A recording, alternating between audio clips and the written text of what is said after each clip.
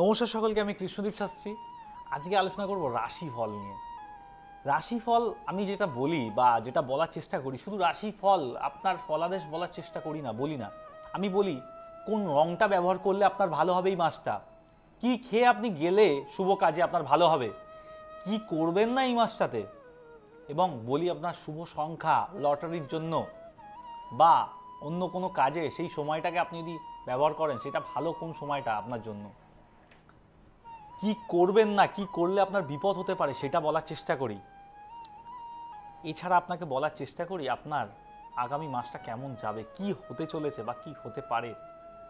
তো শুরু করবো আজকে রাশিফল। তার আগে বলবো, যারা অনুষ্ঠানটি প্রথমবার দেখছেন তাদেরকে বলবো যে অনুষ্ঠানটি যদি ভালো লেগে থাকে তাহলে অবশ্যই লাইক করবেন এবং শেয়ার করবেন এবং কমেন্ট করে জানাবেন কেন ভালো লাগছে বা কেমন লাগছে বা কী নিয়ে অনুষ্ঠান করলে ভালো হয়।